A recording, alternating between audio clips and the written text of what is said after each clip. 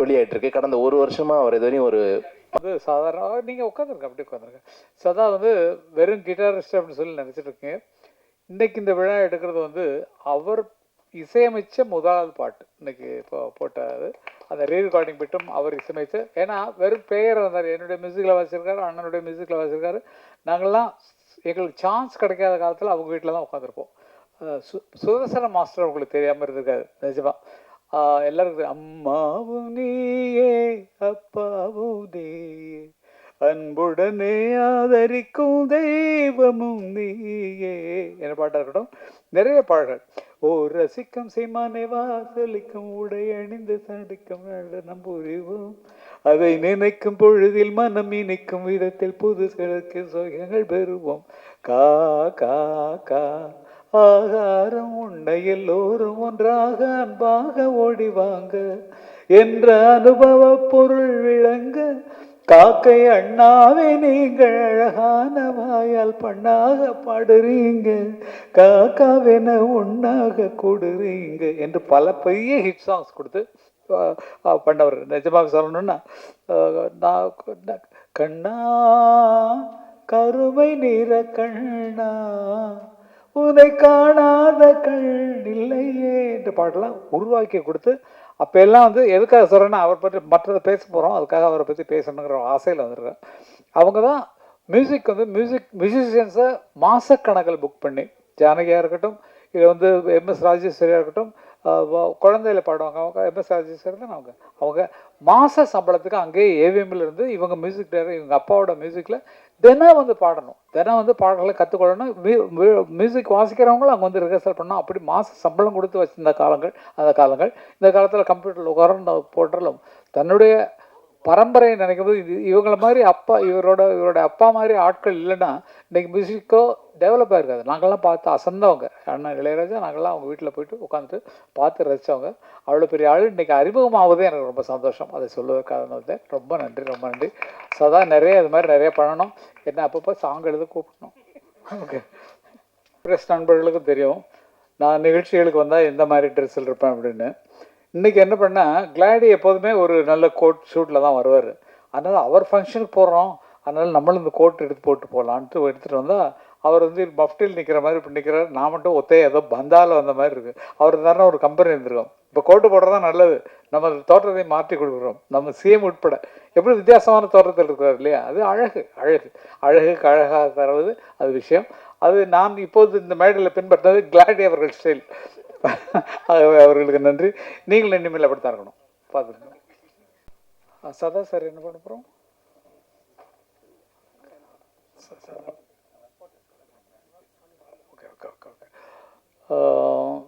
கிளாடியை பற்றி என்ன சொல்கிறதுன்னு எனக்கு புரியல. ஏன்னா வந்து இத்தனை எடுக்கும் போதே அவருடைய எண்ணம் உங்களுக்கு தெரிஞ்சிருக்கும்.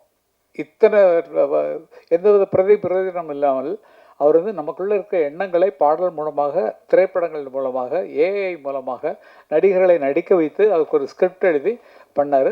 ஆனால் ஒரே ஒரு பாட்டு நான் பாடினதுக்கு மட்டும் ஆர்டிஸ்டே போடாமல் என்னுடைய போர் முகத்தையும் நீங்கள் காட்டிட்டீங்க. அதுக்கு ஒரு சிவாஜி படம் அம்மாவை பற்றி பாடினது, எம்ஜிஆர் பாடினது, அது எல்லாம் அம்மாவை பற்றி அம்மா என்று அழைக்காத ரஜினி பாடினது, நானாக நான் இல்லை தாயே கமல் பாடின ஷார்ட்ஸ் எல்லாம் போட்டிருந்தீங்கன்னா கூட நல்லா இருந்திருக்கும். ஏதோ என் முகத்தை பார்க்குறதுக்கு ரொம்ப நேரம் இதாக இருந்தது. நிஜமாவே இந்த சந்தர்ப்பம் வந்து எல்லாருக்கும் எல்லாம் நல்லவர்களை தேடி தேடி போடுறார். நல்ல மியூசிஷியன் எங்கே இருக்காங்க அப்படிங்க சதாவா ஆயோ சதா மாஸ்டர் கொடுக்கலாம் அப்படின்னு சொல்லி சதா கொடுக்குறது. கண்ணன் அவர்களாலும் இதெல்லாம் நடந்தது. ஆகவே கண்ணனுக்கு வந்து நன்றி சொல்லணும். நாங்கள்லாம் ஒன்றா தான் இருக்கோம், ஒரே குடும்பமாக தான் இருக்கோம். நாங்கள்லாம் ரொம்ப சந்தோஷமான விஷயம். அவர் வந்ததும் சரி, கிளாடி அவர்கள் அத்தனை பேரையும் உற்சாகப்படுத்தியும் சரி, இந்த இவங்கெல்லாம் தவசிலே அவர்களாம் வந்திருக்காங்கன்னு சொன்னால் அவங்களாம் வளர்வதற்கான ஒரு சந்தர்ப்பத்தை உலகம் முழுக்க, நம்ம வந்து தமிழ்நாட்டில் மட்டும் இல்லை, அவர் வந்து அங்கேருந்து எல்லா யூரோப் கண்ட்ரிக்கு யூஎஸ்ஏ எல்லா இடத்துக்கும் அனுப்புகிறார் என்றாலும் அது இந்தியாவுக்கும் வந்து சேருது. உலக ரீதியாக நான் என்னுடைய எண்ணங்கள் வெளியே போய் சேரணுன்றதுக்காக அவர் பாடுபட்டு கொண்டிருக்கிறார். அப்படி என்றால் வெகு விரைவிலே எதிர்பார்க்கலாம் அவர் ஒரு திரைப்படம் எடுப்பார் அப்படிங்கிறது நிச்சயமான ஒன்று, கண்டிப்பான ஒன்று. அவருடைய முயற்சி, ஆரம்ப முயற்சிகள் தான் இது. அவரும் இசையமைப்பாளர், அவரும் இசையமைக்க தெரியும், பாட தெரியும், ட்ரம்ஸ் வாசிக்க தெரியும். எல்லாம் தனியாக வீட்டிலே ஒரு ஸ்டுடியோ வச்சுருக்கிறார். என்னுடைய இந்த வருஷம் வந்து அண்ணனுக்கு வந்து 50ஆவது வருஷம். அன்னக்கிளி வெளியாகி 76 வெளியாச்சு. அண்ணனுக்கு 50ஆவது வருஷம். நான் 77ஆம் வருஷம் தான் செந்தூர புவேங்கிற பாட்டு எழுதுனா. அதனால் அடுத்த வருஷம் எனக்கு வந்து 50வது வருஷம் திரைப்பட உலகத்தில். அதை வந்து நான் வந்து டென்மார்க்கில் கொண்டாடணும், நீங்கள் வரணும், கண்ணனோட சேர்ந்து எல்லாம் சேர்ந்து வரணும்னு. அதுக்கு இப்போவே வந்து அது நான் நன்றிகளை சொல்ல கடமைப்பட்டிருக்கேன். காரணம் இன்றைக்கி எனக்கு அதுக்கு அட்வான்ஸ் கொடுக்க போகிறார் அந்த நிகழ்ச்சிக்காக. இந்த நிகழ்ச்சிக்கு வந்ததுக்கு செட்டில் பண்ணிட்டாரு. அந்த நிகழ்ச்சிக்கு வர்றதுக்கு இன்றைக்கி மேடையில் எனக்கும் கண்ணனுக்கும் அட்வான்ஸ் பண்ணார்.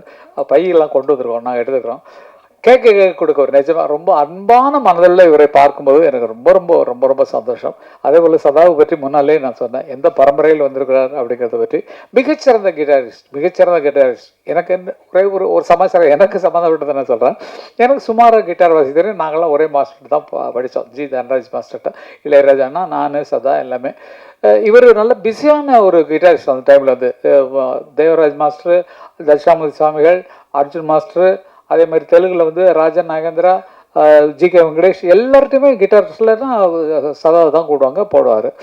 இத்தனை ரெக்கார்டிங் இருக்கும்போது நாங்கள் சினிமாவில் மியூசிக் டைரக்டர் ஆகிறதுக்கு முன்னால் அவருக்கு ஒரு நாளைக்கு 2 ரெக்கார்டிங் வச்சுன்னா, அமர் கொஞ்சம் நீங்கள் போயிட்டு வந்தீங்களா, நான் ஒரு ரெக்கார்டிங் கொடுத்துட்டேன், நீங்கள் கொஞ்சம் சப்ஸ்டியூட்டாக போயிட்டாங்க பாரு. நமக்கா நடுக்கும். தனராஜ் மாஸ்டர்கிட்ட இவர் தேவராஜ் மாஸ்டர்கிட்ட அனுப்புவார். தேவராஜ் மாஸ்டருக்கு அசிஸ்டன்ட் யாருன்னா ஏஆர் ரஹ்மானோட அப்பா தெரியும், Sekhar sir, A K Sekhar sir. அவர் தான் அசிஸ்டண்ட்டு. என்னையும் அண்ணனையும் அவருக்கு ரொம்ப பிடிச்சி போச்சு. எனக்கு அண்ணன் பிடிச்சி எங்களுக்கு நிறைய யூஸ் பண்ணுவாங்க. எனக்கு என்னாச்சுன்னு சொன்னால், எனக்கு அவ்வளோ தூரம் வராது. கார்டு நான் வாசிடுவேன். கார்டுனா சிக்கு எத்தனை கார்டு கொடுத்தாலும் நீங்கள் கேட்குற அண்ணனுடைய ஒரு 150 படங்கள் 200 படங்களுக்கு அவர் பக்கத்தில் கிட்டார் வாசிவரம் தான்.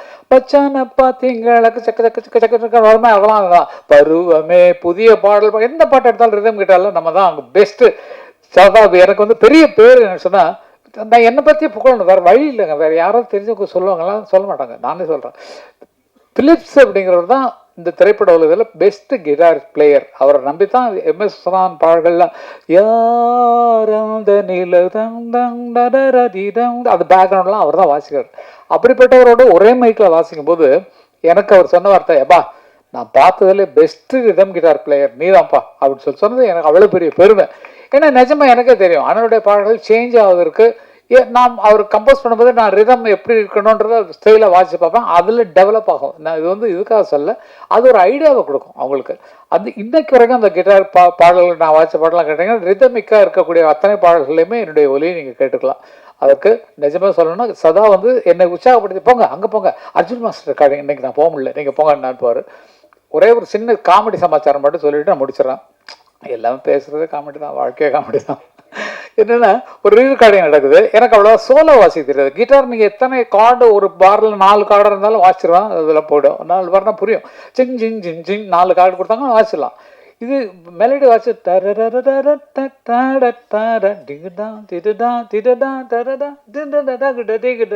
வாசிக்கணும். ஒரு சீனு அப்போ எல்லாம் மியூசிஷியன் எப்படின்னா, காலைல 7 மணிக்கு வந்தாங்கன்னா 1 மணி வரைக்கும் ஒரு கால் ஷீட்டு, 2 மணிக்கு வந்தாங்கன்னா 9 மணி வரைக்கும் ஒரு கால் ஷீட். 7 to 1 கால் ஷீட்டில் ஒரு ரெக்கார்டிங் எடுத்தாரு. ஏவிஎம் வாகினி ஸ்டுடியோவில் ஜி தேட்டரில். அதில் தான் எங்களுக்கு அன்னக்கிளி ரெக்கார்டிங் நடந்தது. அதில் வந்து அவருன்னு தேவராஜ் மாஸ்டர்னு எல்லாம் பயப்படுவாங்க. ஏன்னா அங்கே சத்தமே இருக்காது. அண்ணன் மாதிரி தான். அண்ணா எப்படி ஸ்டுடியோவில் அமைதியாக இருக்காங்களோ அவர்கிட்டையும் அப்படி தான் இருப்பாங்க. அவர் என்ன பண்ணார், படத்தை பார்த்துட்டு, ஏடா அமர் இந்த இடத்துல நீ சோலோ வாசிக்கோ அப்படின்ட்டார். சோலோன்னா நான் இஷ்டத்துக்கு நான் வாசிக்கணும். எனக்கு கொடுத்த நோட்ஸ் கொடுத்தா வாசிடுவேன். நமக்காக எல்லோரும் முன்னாடி எல்லாம் 8 மணி ஆகுது. அந்த ரீலில் முடித்தா தான் கால் ஷீட் முடித்து அவங்க வீட்டுக்கு போகணும். எல்லாம் வேறு இடத்துல இருந்து வரும். மின்ட்டிலேருந்து வந்துருப்பாங்க, இதுலேருந்து வந்துருவோம், தூரத்துலேருந்து. நான் வாசிக்கிறேன் சரின்ட்டு நம்ம பயம். இந்த சீன் வந்து லாஸ்ட்டில் வருது. அப்போல்லாம் கண்டினியூ பண்ணால் யாராவது தப்பு வச்சாங்கன்னா மறுபடியும் ஃபஸ்ட்லேருந்து வாசிக்கணும். ரெக்கார்டிங்கு ஃபுல் ரீலும் 10 நிமிஷம் ஓடக்கூடிய ரீலில் மறுபடியும் முதல்ல மியூசிக் எல்லோரும் வாசிக்கணும். எனக்கா கை நடுங்குது, என்னத்தை வாசிக்க போகிறோம் அப்படிங்கிறப்ப நானும் அங்கே போய் தனியாக ப்ராக்டிஸ் பண்ணி பார்க்குறேன். எல்லாம் ரெடியா இப்படி தான் கேட்பாரு. அது ரெடி மாஸ்டர். இன்னொன்று சரி ஓகே, டேக் போகலாமா? டேக் போகலாம். சரி படம் ஓடுது, மற்றவங்களாம் கரெக்டாக வாசிக்கலாம். வயலின் போது துரு தூருன்னு அவர் வாசிச்சாரு. எல்லாம் முடிச்சு இது என்னோடது 9வது நிமிஷத்துல என்னோட சீன் வருது. அந்த பொண்ணு மடியில் மாடி மேலே இருக்கா இல்லையா, அவள் கீழே வந்து அந்த லெட்டரை போஸ்ட்மேன் வெளியே நிற்பான். அந்த போஸ்ட்மேன்ட்ட வந்து லெட்டரை வாங்குற வரைக்கும் நீ சோலோ உன் இஷ்டத்துக்கு வாசிக்கோன்னு சொல்லிட்டாரு. நமக்கு ஒன்றும் தெரியாது. சரின்ட்டு எல்லாம் அவசரத்தில் இருக்காங்க. நான் வாசிக்க ஆரம்பிக்கிறேன்.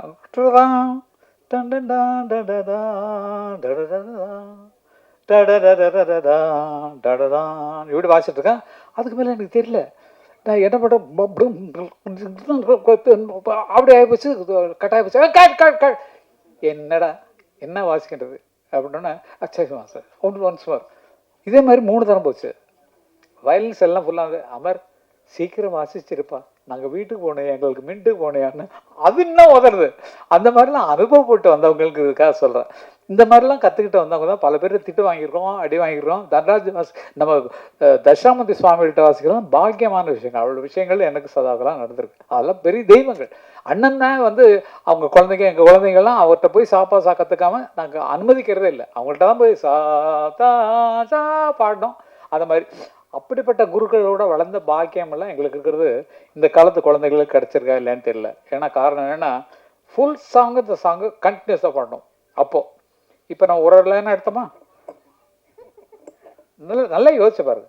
அது எங்கே வாசிக்கிறோம், எல்லாம் ஃபீட் பண்ணிட்டோம்.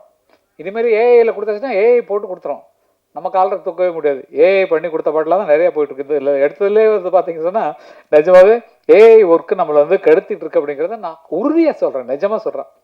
அதை நம்பி நம்ம வேலை செஞ்சோம்னு சொன்னால் பிற்காலத்தில் நமக்கு மூளை வேலை செய்யாது. ஒரு தீமை ஏஐயில் கொடுத்துட்டு நீங்கள் தரன்னா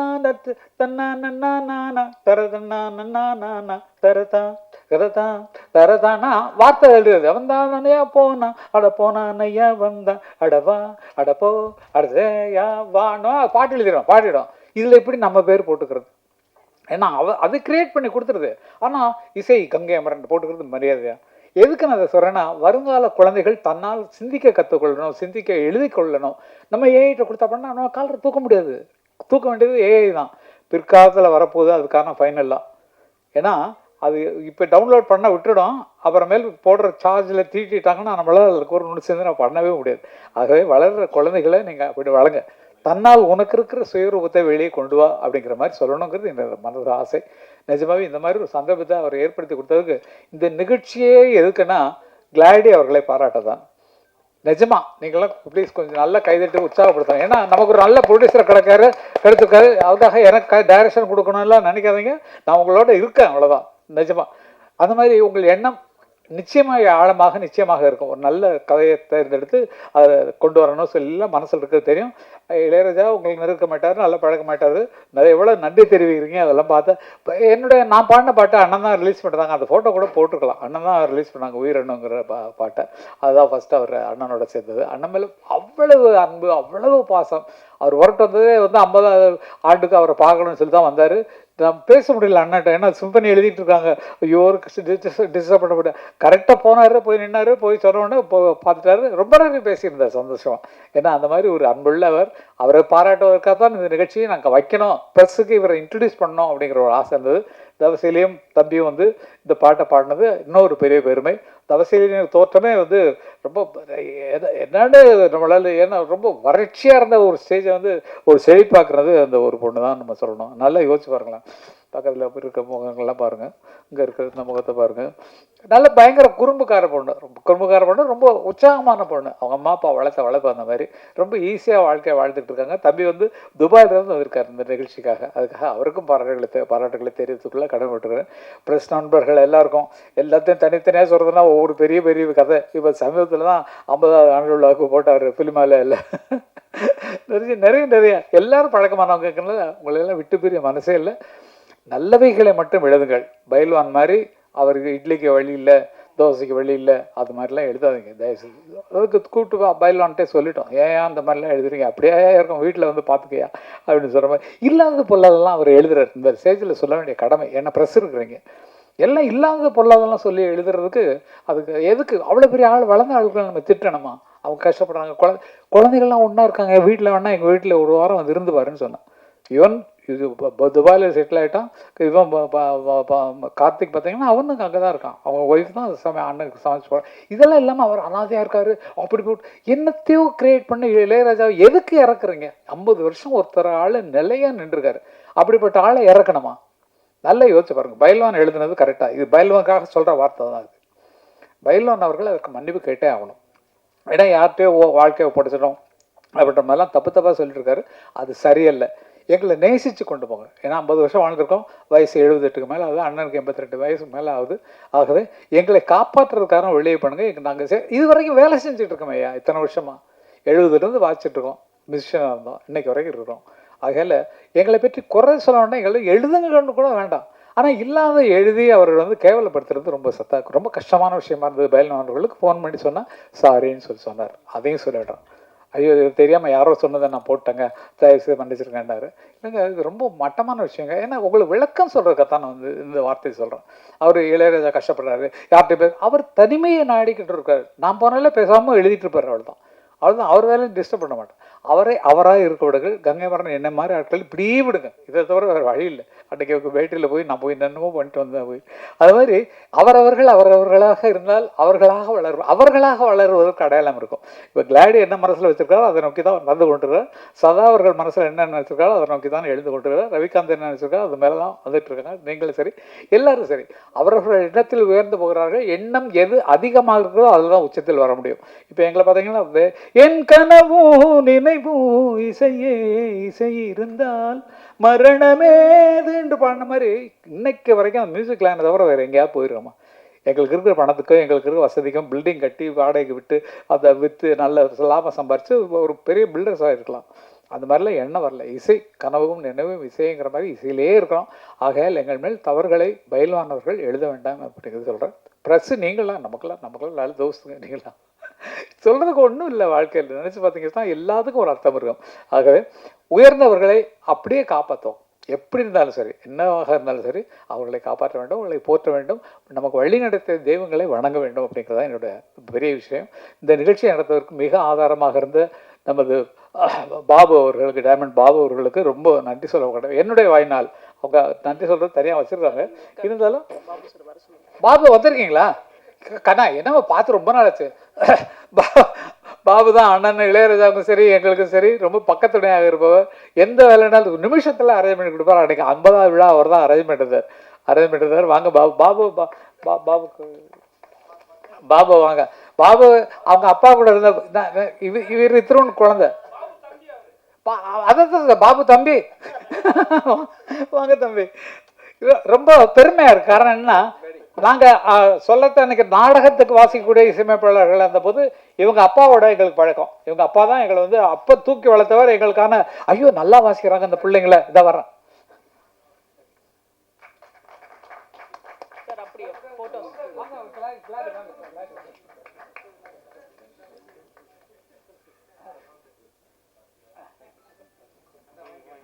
நாங்கள் அந்த காலத்தில் நாடகத்தில் வாசிக்கும் போது இவங்க வந்து ராயப்பேட்டையில் இருந்தாங்க.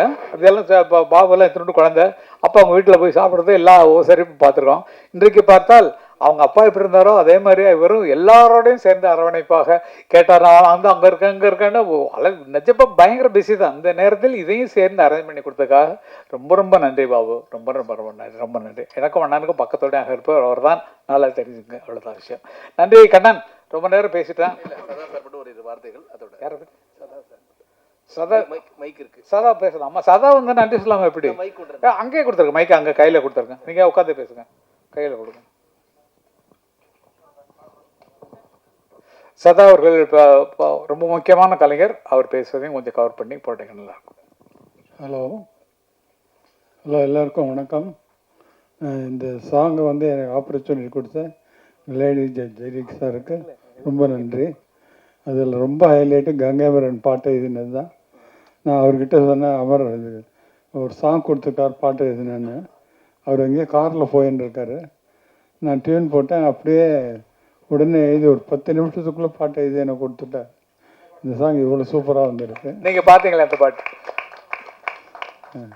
அப்புறம் நான் இவ்வளோ தூரம் மியூசிக் பண்ணுறதுக்கு காரணம் இளையராஜா தான். அவர்கிட்ட ஒர்க் பண்ண எக்ஸ்பீரியன்ஸு. அவர் பார்த்திங்கன்னா எனக்கு xylophone, vibraphone, electric guitar, acoustic guitar எல்லா இன்ஸ்ட்ருமெண்ட்டையும் என்கரேஜ் பண்ணியிருக்காரு. அவர்கிட்ட ஒர்க் பண்ண அந்த எக்ஸ்பீரியன்ஸ் இந்த ஜென்மம் இல்லை, எந்த ஜென்மத்தில் என்னால் மறக்க முடியாது. Ilaiyaraaja I love you. ரொம்ப நன்றி. கண்ணா ஓகேம்மா.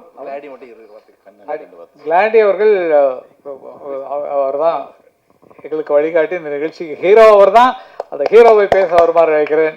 அனைவரும் இந்தியா தமிழ்நாட்டு நண்பர்கள் சார்பாக. எல்லோருக்கும் வணக்கம். இந்த மேடை எனக்கு புதுசு. ஆனபடியால் எதுவும் புலவிட்டால் என்னை மன்னிக்கவும். இந்த மேடையில் நான் நிற்கிறதுக்கு முதல் காரணம் என் பெற்றோர்கள். மற்றது என் இனத்துக்காண்டியும் என் மக்களுக்காண்டியும் மரணித்த மாவீரர்கள் எல்லோருக்கும் நான் அஞ்சலியை செலுத்தி இந்த மேடைக்கு என்னை வரவழை இதுவரை கொண்டு வந்த என்னை அகதியாக எடுத்து நல்ல வேலை நல்ல தொழில் வாய்ப்புகளை அமைத்து நல்ல கல்வியை தந்து வளர்த்த என் நாடு டென்மார்க். அந்த நாட்டுக்கு நான் நன்றியை சொல்லிக்கொண்டு, இசை என்றால் நான் ஏன் இதுக்குள் வந்தேன் என்று பார்த்தேன் என்றால் ராஜா சாரை தவிர எனக்கு வேறு யாரையும் சொல்ல தெரியாது. ராஜா சார் வந்து 50 வருஷம் இசைத்துறைக்கு, ஆனால் நான் அவருடைய தீவிர விசிறியாக 40 வருஷம் இருக்கின்றேன் என்றை நான் பெருமையாக சொல்லிக் கொள்கின்றேன். நாங்கள் பார்த்தோமானால் அந்த காலத்திலே எம்எஸ்வி சாராக இருக்கட்டும், ராஜா சாராக இருக்கட்டும், எப்பயுமே வந்த பாடல்கள் எல்லாம் வந்து ஒரு குடும்பத்தை ஒன்றாக வைத்திருக்கக்கூடிய ஒரு சூழலை வைத்திருந்தது. வந்த படங்கள் அந்த காலத்தில் வந்த பாடல்கள் எல்லாமே வந்து ஒரு இணைப்பை ஒரு பிணைப்பை ஒரு குடும்பத்துக்குள் வைத்திருந்தது. ஆனால் இந்த காலத்தில் வரும் பாடல்களின் வரிகளை வந்து புரியாமல் இருக்கின்றது என்பது ஒரு கவலைக்குரிய விடயம். அதனால்தான் நான் யோசிச்சேன் வந்து ஏதாவது ஒரு வழியில இந்த இனத்துக்கு ஏதாவது ஒன்று செய்ய வேணும் என்று. அதன் காரணமாகத்தான் உறவுகள் என்று ஒரு ஆல்பத்தை தொடங்கி ஒரு கலைஞராக நான் தேடி கண்டுபிடிச்சு நல்ல தமிழையும் நல்ல இசையையும் திருப்பி 80களில் இருந்தது போல் கொண்டு வர வேணும் என்ற ஒரு ஆதங்கத்தில் தான் இதை தொடங்கினேன். இது நான் எந்த பணத்துக்காண்டி நான் இதை செய்யவில்லை, எந்த பண வரவையும் எதிர்பார்த்து நான் இதை செய்யவில்லை. மக்களுக்கு ஏதாவது ஒன்று கொடுக்க வேண்டும், அதை கேட்டு பிரிந்திருக்கும் குடும்பங்கள் இணைய வேண்டும், பிரிந்திருக்கும் நட்புகள் இணைய வேண்டும். அப்படிப்பட்ட ஒரு நோக்கத்தில் தான் நான் இந்த பாடல்களை செய்து வருகின்றேன். இதுக்கு உங்களுடைய பேராதரவு எனக்கு தேவை என்று கேட்டுக்கொள்கின்றேன். இதை எல்லாத்துக்கும் காரணம் கண்ணன் என்கிற எனது நண்பர் எனக்கு முழு ஊக்கமும் உற்சாகமும் தந்து கிளாடி இப்படி செய்யுங்க அப்படி செய்யுங்கன்னு சொல்லி என்னுடன் எப்பயுமே எனக்கு ஒரு ஊந்துதலாக இருக்கும் ஒரு நல்ல நண்பர். அதே போல் டெரிக் என்று ஒருவர், அவர் இங்கு வரவில்லை, அவரும் கூட என்னை ஊக்கப்படுத்தும் நல்ல நண்பர்கள். அதே போல் என் நாட்டிலும் வந்து சில நண்பர்கள் இருக்கின்றார்கள், எரிச்சல் பொறாமைப்படாமல் ஒருத்தர் நல்லா வரணும் என்று யோசிக்கக்கூடியவர்கள். ஆனபடியால் நல்லதை நாங்கள் போற்றுவோம். இவர்களை போன்ற பெரிய கலைஞர்களை ஏன் தமிழ்நாடு கைவிட்டது என்றுதான் என்று எனக்கு விளங்கவில்லை. ஒரு மொழி புரிந்தால்தான் நல்ல இசை வரும் என்பது எனது கருத்து. ஒரு மொழி புரிந்தவன், கலாச்சாரம் புரிந்தவனால்தான் நல்ல இசையையும் கொடுக்க முடியும், அந்த கலாச்சாரத்தை வந்து கட்டுப்பாட்டாக வைத்திருக்க முடியும். ஆனால் இவர்களுக்கு இனி வெறும் தயாரிப்பாளர்கள் இவர்களை அணுகி இவர்களுக்கு வயதுதான் ஆகிவிட்டதை ஒழிய வந்து மனசு வந்து இன்றும் இளமையாகத்தான் இருக்கின்றது. இவர்கள் எடுக்கும் மருந்துகளை விட இவர்களுக்கு கொடுக்கும் இசைக்கான வேலை வந்து இவர்களுக்கு மருந்தாக செயற்படும் என்பது அதை நான் மிகவும் தெளிவாக கருதுகின்றேன். ஆனபடியால் தமிழை முன்னிறுத்துவோம், தமிழுக்காக உழைப்போம். எமது பிள்ளைகள், எமது வருங்கால பிள்ளைகள் நல்ல பாடல்களை கேட்க வேண்டும், அதுக்கு எல்லோரும் உழைப்போம் என்று கூறி இந்த சந்தர்ப்பத்தை வழங்கிய எல்லோருக்கும், டைமண்ட் மகு சார் மற்றும் இங்கே கூடி வந்திருக்கும் எல்லா பத்திரிகையாளர்களுக்கும் எனது மனமார்ந்த நன்றிகளை தெரிவித்துக் கொள்கின்றேன். இந்த பாடலை பாடிய தவசீலி, ஃபாரான், மற்றது இதுக்கான வீடியோக்களை செய்தது வந்து சவு கணேசன் என்று சொல்லி அங்கே இருக்கின்றார். அவர்தான் இவ்வளோ அழகிய வீடியோக்களை எனக்கு செய்திருக்கிறார். அதே மாதிரி டனி என்றும் ஒருவர், அவர் இன்று வர முடியாமல் போய்விட்டது. எல்லோருக்கும் எனது நன்றிகளை கூறிக்கொள்கிறேன். அதே மாதிரி வார்த்தைகளால் இவர்களுக்கு நன்றி சொல்ல இயலாத இந்த ஜம்பவான்களுக்கு, இங்கே இந்த மேடையில் 3 கிட்டாரிஸ்ட் இருக்கிறாங்க. இப்படிப்பட்ட ஜம்பவான்கள் என்னுடன் இணைந்து பணியாற்றியதை நான் மிகவும் பெருமையாகவும் வாழ்நாள் நான் வைத்த கொடுப்பனையாகவும் நினைத்துக்கொண்டு உங்களுக்கு நன்றி கூறி விடைபெறுகிறேன். நன்றி. தனியாக வச்சுருக்கோம். நான் வந்து பேசி அவருக்கு போடணும்னு சொல்லிட்டு அவரே எனக்கும் ஒன்று போடுங்கன்னா என்ன அர்த்தம்? சொல்லிட்டே இருக்கட்டும். அதெல்லாம் முடியாது. கண்ணன் இந்த நட்பு கிடைப்பதற்கு எனக்கு வந்து உறுதுணையாக இருந்தவர் கண்ணன் அவர்கள் தான். நிஜமாக இந்த ஒரு அருமையான நட்பு. இப்போ இவர் நிஜமாக வந்தது அண்ணனுடைய 50வது விழாவுக்கு அவரை பாராட்டணும்னு சொல்லி தான், 50வது வருஷத்துக்கு வந்து பாராட்டணும்னு சொல்லி தான் அண்ணன்கிட்ட போய் ஒரு அன்பளிப்பு கொடுத்தாரு, பேசினார். ரொம்ப நேரம் அண்ணா வந்து பேசியிருந்தார். அதிசயம், அந்த மாதிரி பேச மாட்டார். இவரோட பேசிட்டு இருந்தார் சந்தோஷமாக. நாங்கள் இப்போ யூஎஸ் ட்ரிப்பு போகிறோம் நாங்கள்லாம் சேர்ந்து. அப்போ வந்து எல்லாத்துக்கும் நான் வருவேனாரு, வாங்க சொல்லி கூப்பிட்ருக்கோம். அந்த மாதிரி உலக சுற்றுலாவுக்கும் வருகிறார். இந்த பழக்கத்தை ஏற்படுத்தி கொடுத்த கண்ணன் அவர்களுக்கு ரொம்ப நன்றிகளை சொல்லிக் கொள்கிறேன். அதுவும் இல்லாமல் அவருடைய இசையில் கூடி விரைவிலே என்னுடைய பாடல்கள் நேற்று தான் 2 பாட்டு எழுதினோம் அமுதன் அவர்களது இயக்கத்தில். அது மாதிரி எனக்கு சான்ஸ் கொடுத்ததுக்காகவும் சேர்த்து இல்லை, அது தனியாக நான் ஒரு விழா வச்சுக்கிறேன். அது எழுதியிருக்கிறவங்க நியூஸும் உங்களுக்கு சொல்கிறேன். அமுதன் டைரக்ஷனில் வரக்கூடிய தமிழ் படம் 3ல் 2 பாட்டு எழுதியிருக்கிறேன். எக்கச்சக்கமாக இருக்கும் பாருங்கள்.